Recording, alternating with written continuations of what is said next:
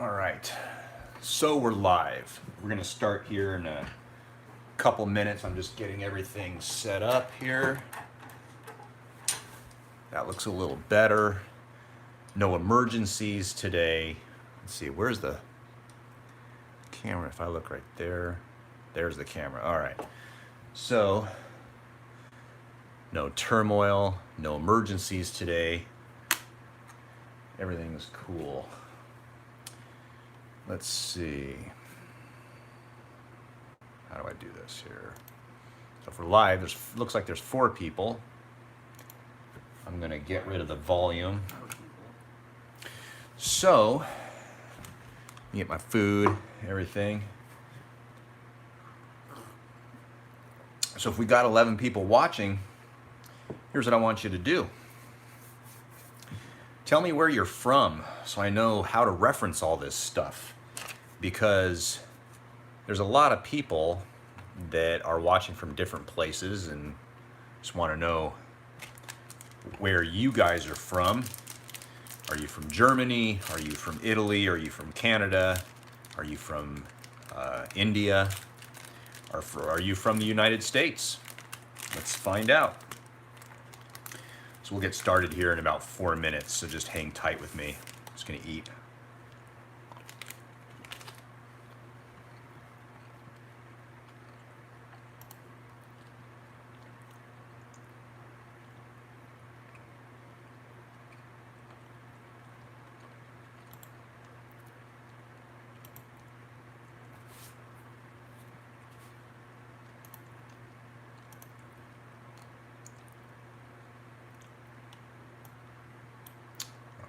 Bummer.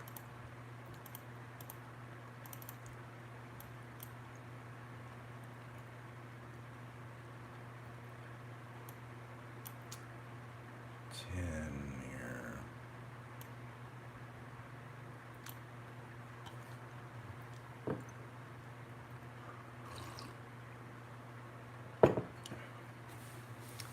India. Oh, Indiana. All right. Hey, Vicky. So you are from Indiana. Awesome. Milwaukee, Wisconsin. How's the weather there right now? We're supposed to be in sunny Southern California, and I went for a bike ride today and it rained on us for 3/4 of the day. That was a bummer.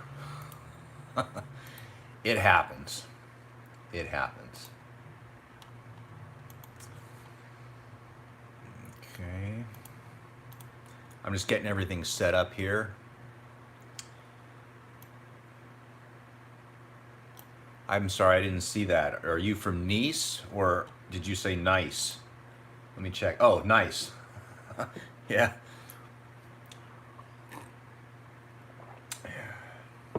Gonna have hip surgery in a month. Any advice?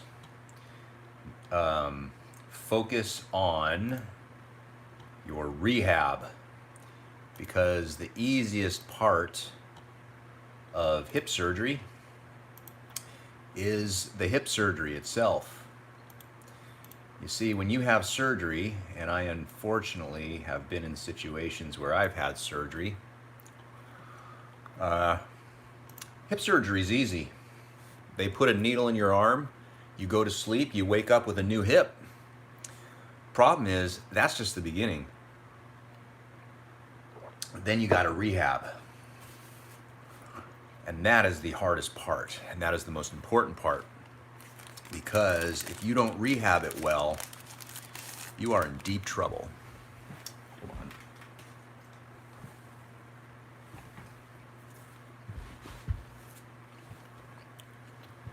You don't rehab it, that's like getting a Christmas present and never being able to open the box and play with it. So make sure and rehab it after. Get a good person that'll help you.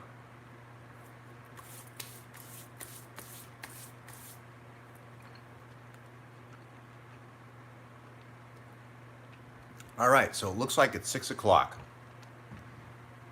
I am on time. If you are a patient of mine and watching this, I don't know who's watching this, but let me know in the comment section the chat, where you're from. Put some icons in there, catch my eye. And we're going to discuss 3 things today. 3 things. And these ideas for this video came from my office manager. I asked her, what do you think are some good topics to cover for some YouTube videos? She gave me 3 good topics. So number 1, the hip. If you have a hip problem, and there's many different types of hip problems, what do you do if you cannot get your leg into, what's the proper terminology? Figure 4. So we used to call it something else. So what you do is you cannot get your hip into a yoga posture where you would put your foot on your knee and then take your knee and go out. What are the causes of that? And how do you fix it? First of all, how you fix it is depending on the cause. So, number 1, if the reason why you're having that type of trouble is because you have a common thing is hip bursitis. So if you've overstrained your hip and you have bursitis of your hip, then that is a cause of the reason why you may not be able to get your hip out. Now the thing to do for that is a couple things. The first is you can ice it to reduce the inflammation. You can take anti-inflammatories over the counter. You can take herbs that reduce the inflammation. If you go to a medical doctor, usually they'll give you a shot, a anti-inflammatory shot like a cortisone shot. You can also use ice, and gentle movements will often help a bursitis. Now, that's assuming that you have a bursitis, and that's the reason why you cannot get the hip out outwards, like in a yoga posture, like a pigeon pose, for example.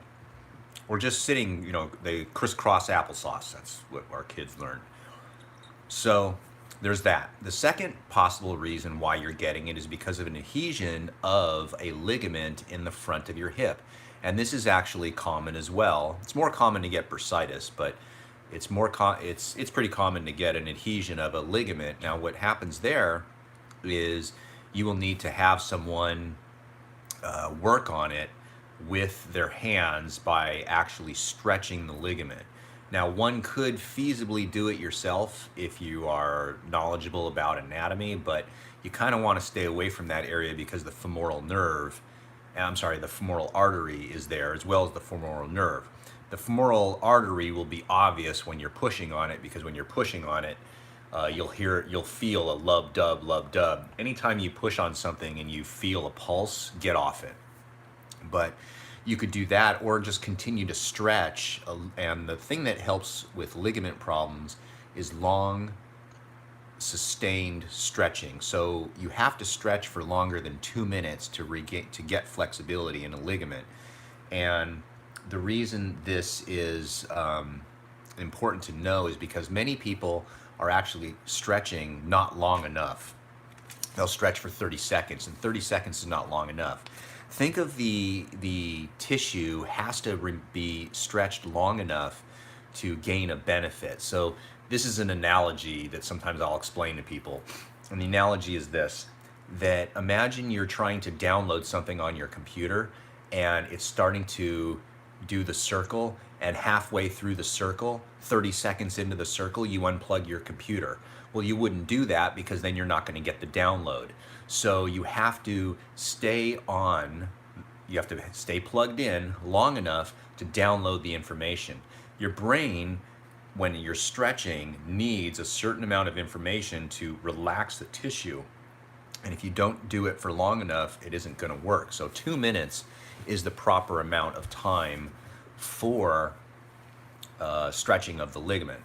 Now, if it's not those, the figure 4 position is an orthopedic test called a Faber test, F-A-B-A-R-E test. And that tests you for hip arthritis. Now, if you're starting to notice a decrease in your ability to stretch your hip out, it could feasibly be the beginning stage of arthritis. Now, the best thing for that are 2 things. Number 1, well, a couple things, but more than a couple. Number 1, you could adjust the hip. Number 2, you can continue stretching and getting exercise. Non-weight bearing exercise is best for the hip. So that's what you can do to try to do those things. But usually for some people, it's the beginning stages of osteoarthritis, which is really not anything to worry about in the beginning stages, because it does take some decades to develop severe arthritis enough that you need a hip replacement. So the second, hopefully that helps you. If you have a question regarding that, put it in the comment section or the chat section and I'll get to it. The second question that was asked was, can chiropractic help scoliosis? The answer is yes, kind of, sometimes, maybe. How's that for an answer? The answer is yes, we can help people with scoliosis, but the real question most people are asking is, can you straighten a scoliosis? And the answer is sometimes. We can help almost everyone with scoliosis, because people with scoliosis are going to have pain. They're going to have pain in the joints. They're going to have pain in the muscles. They're going to have lots of types of discomfort. And so you can always help people with joint function. Now, the question is, can you straighten them? And the answer is, it depends how quickly you get to the scoliosis and the cause of the scoliosis. Some people have a scoliosis because one leg is growing shorter than the other, so it actually tilts the spine. The most common side that will be shorter is the actual left side, which is interesting. So very often the short leg will be on the left side, tilts the spine, the lumbar spine or the low back part of the spine goes to the left, and then it compensates by coming around and then going the opposite. So you get kind of a double S curve.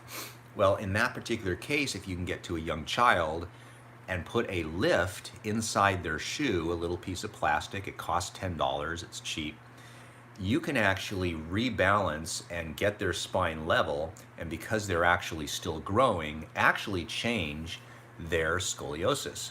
And this is quite easy to do. The second thing is, if a child has a subluxation of the spine, which is actually a joint dysfunction where some of the joints are not gliding and sliding well, then if you restore that to normal and give them exercises, very often you can literally straighten a scoliosis. But I live in Camarillo, California, and we have a lot of retired people. We see patients that are in their late 80s and 90s, and if someone has scoliosis and they're seeing a chiropractor for the first time, you are not going to straighten out their scoliosis. It doesn't matter what you've read, or someone told you. You cannot straighten a 90-year-old scoliosis. If you do, you need to ask for proof, pre and post x-rays, and usually people can't do that, but they say, I feel better. That's because we help scoliosis, but we don't straighten it at that age. The last thing is, if a person has a scoliosis because of a malformation of a bone, so some people actually have this lower in their spine, two bones, we always assume everybody looks the same on the inside, but we don't. We look just as different on the inside as we do on the outside. The bones are not stacked on top of one another. Two bones are actually fused together and misshaped, and that will throw off the actual spine.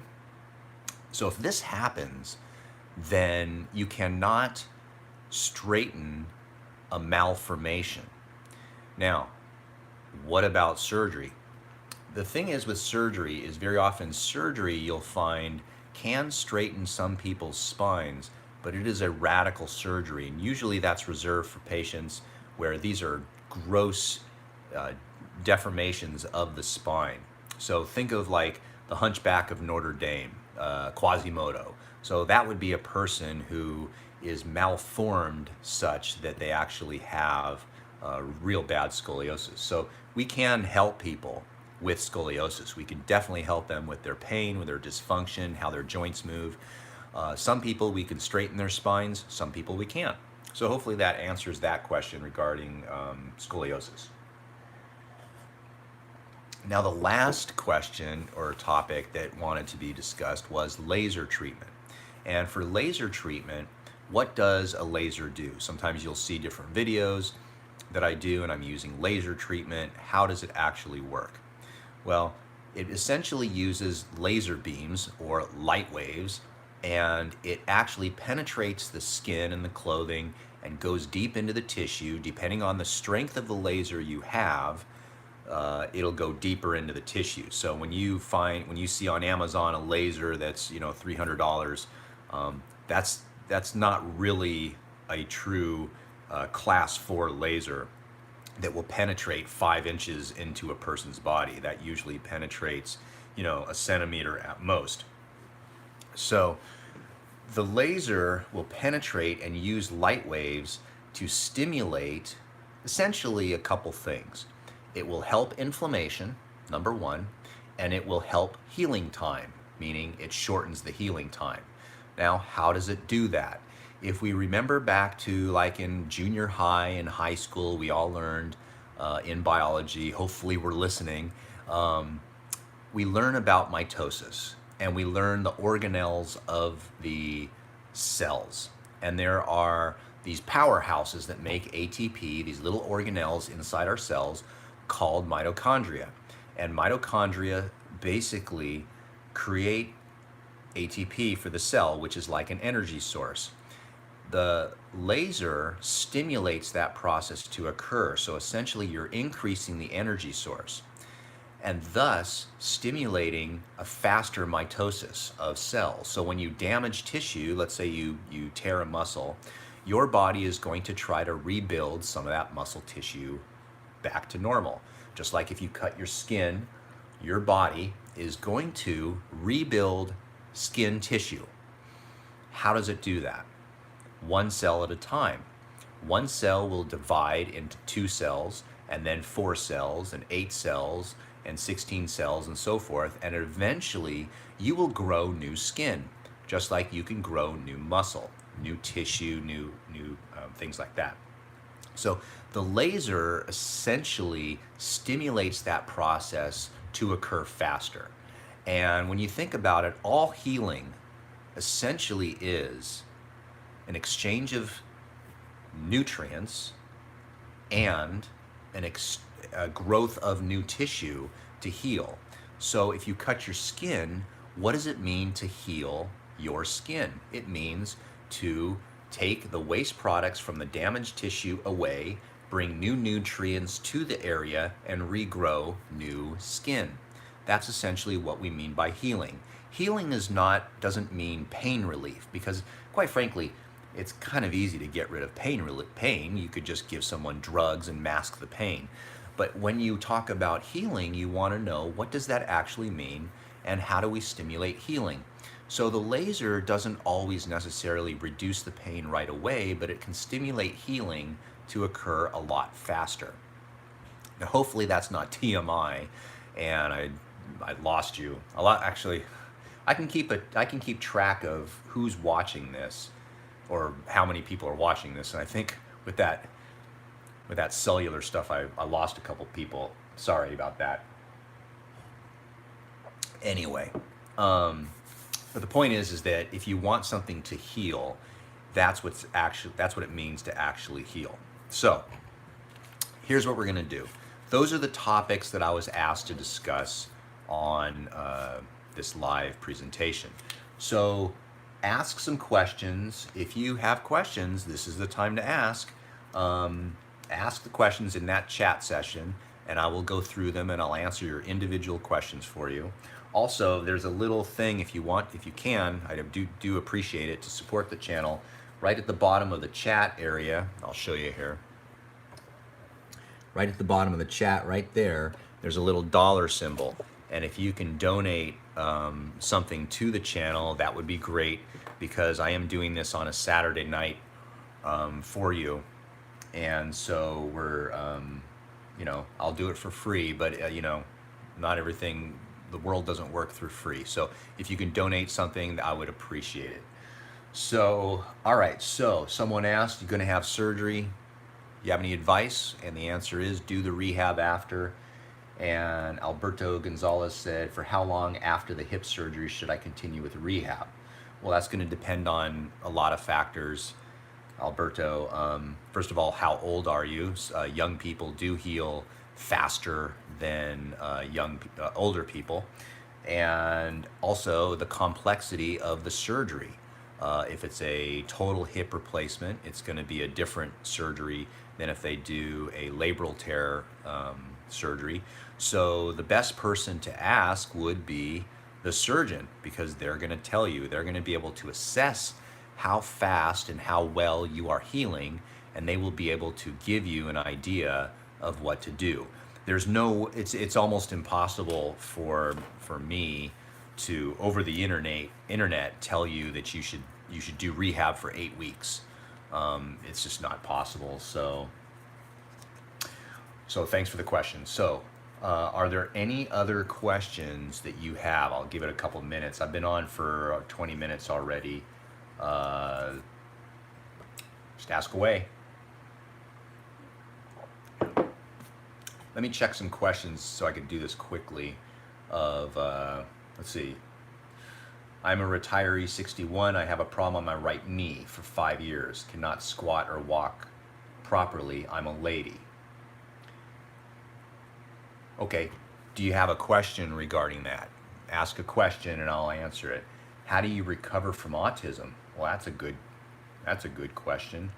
You don't recover. It's just who you are. So there's lots of great things about being autistic. So the best thing is to find those great things that make you unique and make them your assets, is what I would do. But you don't recover from autism. You are autistic, and that's okay. There's nothing wrong with that. It would be like saying, how do I recover from being me? Autism is who you are. So I would not try to change who you are. I would try to find out what makes you unique and special, and to view it that way.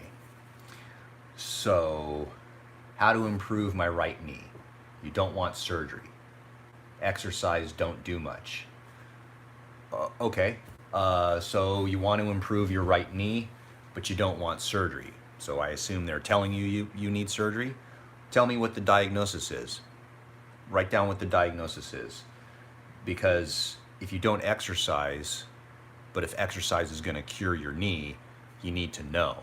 But if it's something that can't be fixed through exercise, so let me know what your diagnosis is, because how to improve the right knee, usually, you got to exercise. So let me know what the diagnosis is. I'm going to go through some questions here too, just to do it quickly here.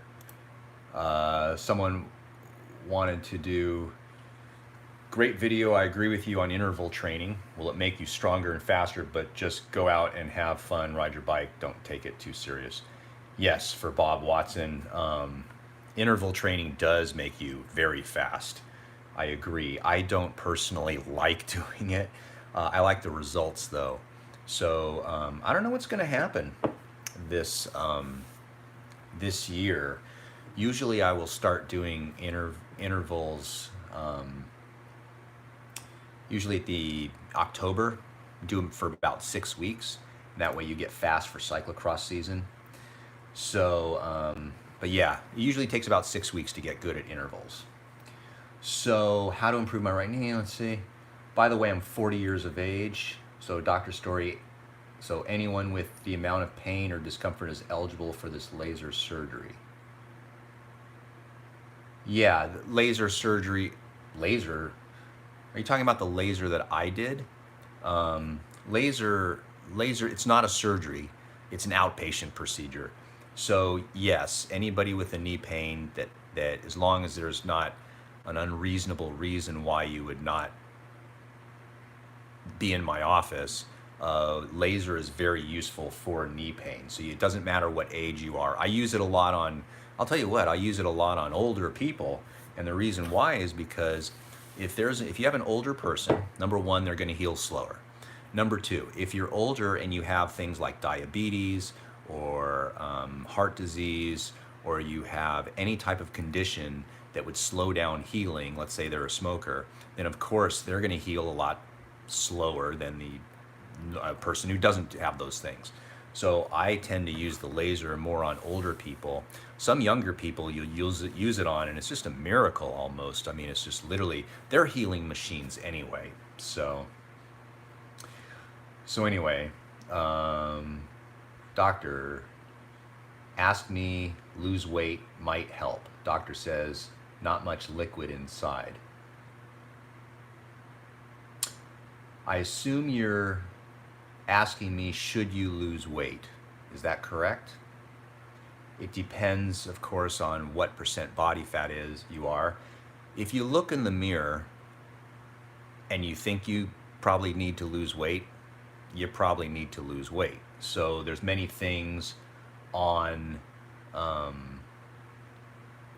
my YouTube channel regarding how to lose weight. It's essentially dietary. Now what's funny is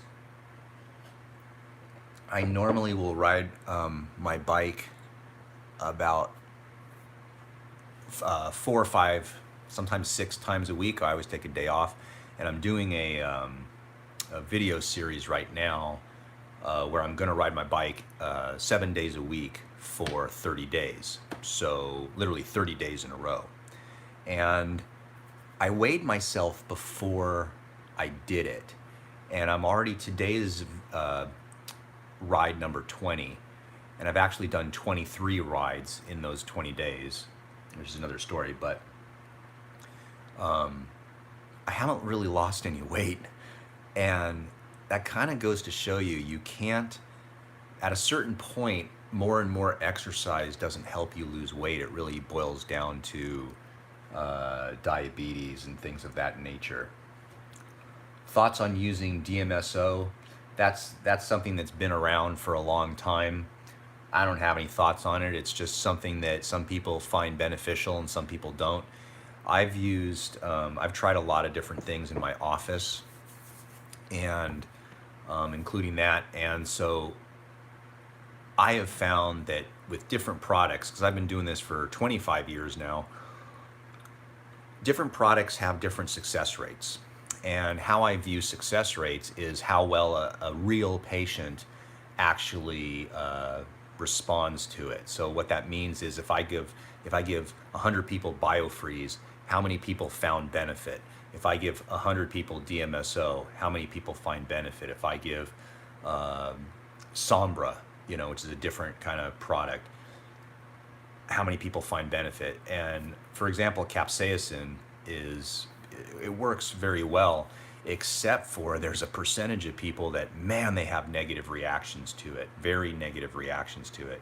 Skin rashes, allergies, this type of thing. So, you give 100 people a product and 10 of them have a negative reaction, it's you don't want to sell that product, So the BioFreeze, I have found, I think in my career, I think I have had literally 2 people that have just wanted a refund or told me the BioFreeze didn't help them. If you want to try BioFreeze, you can get it on Amazon.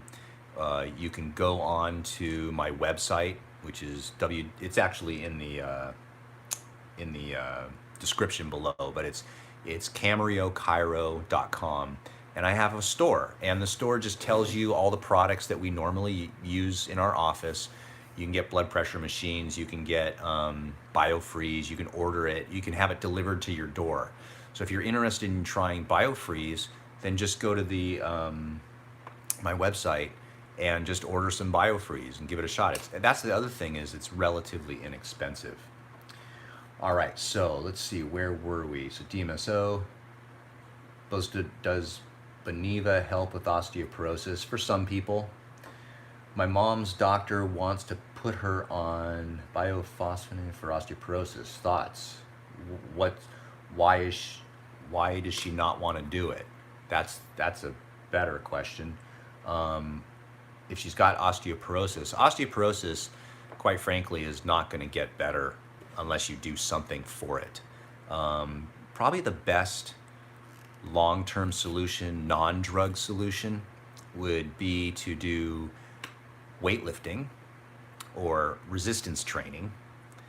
Secondly would be to eat protein, because you need protein, vitamin C, calcium, and magnesium. Those are the things that seem to help the best, but trying to get someone to lift weights sometimes is almost near impossible. And the reason I'm personally interested in this is because I like to ride my bike. That's what's fun for me. I do not like to go to a gym. That's just not my thing. So the problem with cycling is a couple things. The first is you sweat a lot for many, many hours. Today we did a bike ride in Santa Barbara. We were riding for almost 5 hours. So that's a long time to be sweating. So you sweat all these minerals out, and many of these minerals are necessary for bone health. The second thing is cycling is actually a terrible thing to do for you if you want to build bone. And so it's not good. And then you're in a bad posture, right? But the thing is, I love it. I'm going to do it. That's the way it is. So about once or twice a week, I do a calisthenic body weight resistance training. I do some high impact stuff in order to build bones, because I know that cycling is actually not good for your bones. Same with swimming, okay? So if that's all you do is swim for exercise, it's great for your cardiovascular, it's great for muscles, but it's terrible for your bones. So you're either gonna have to go on drugs, or you're gonna have to alter your diet and change some of the workouts. So that would be my advice. Let's see. Anything, oh, let me go to the other questions for today and see. Someone wrote, my heart doesn't stop pumping fast for 2 days after an intense exercise or workout. Do you have any advice for me? Is it totally normal? Your heart doesn't stop pumping fast for 2 days after intense exercise. Maybe you're exercising too intensely would be an option. This is for Yusuf. But the question becomes, what do you mean it pumps fast? What if you take your normal resting heart rate and you do some intense exercise, usually by the next day you're recovered. So let's say your normal resting pulse rate is 60. You do intense exercise, it goes up to 180 or something like that, but then it comes back down. So what do you mean that your heart rate is too high for 2 days? That what is considered high? Is it 62? Because that would not be considered abnormal. Be careful about riding a bike frequently as your hobby. For male, testicular cancer is a big cause for concern. Unfortunately, Dung Quan, cycling doesn't cause testicular cancer. It's a fallacy. Obviously, a certain famous Texan got testicular cancer, but that wasn't because he was riding a bike. Lots of people get testicular cancer, have never ridden a bike ever. So I would respectfully disagree that cycling causes testicular cancer. Just because you're sitting on a seat doesn't mean you're going to get cancer. That would be like saying if I went to a football game and sat on the hard bleachers, or went to a baseball game and sat on those hard chairs, that causes testicular cancer. Just because you're sitting on testicular cancer doesn't on a hard seat doesn't mean you're going to get testicular cancer. So, you know. Let's see here. Someone said, should I breathe morning or evening? I always think as a kind of a joke, both. You should be breathing all the time. Oh, okay, I see what he's asking. Should you do the deep breathing? I like to do it in the morning. Personally, I have many people that get stressed out a lot, and maybe at the end of the day, they should just take a couple minutes and do some deep breathing exercises if they have anxiety. You can pick. There's no law that says you must do it at one time of the day or not. Okay, so I'm getting close to done here. We've been at this for 35 minutes. So if you have any questions, ask right away. Usually I try to end this and then all of a sudden I turn it off and there's 20 questions on there and I can't answer your questions. So just ask away. Anyway, what's your favorite video? Let me know. We've done a lot of videos. Oh, and next week, speaking of all these things, so next week what I'm going to do is I'm going to take you through kind of the exercise program that I do for myself, just because it might be interesting to see what people think. So every day I'm going to just record what I do, where I'm going, all these different things, so you can watch that.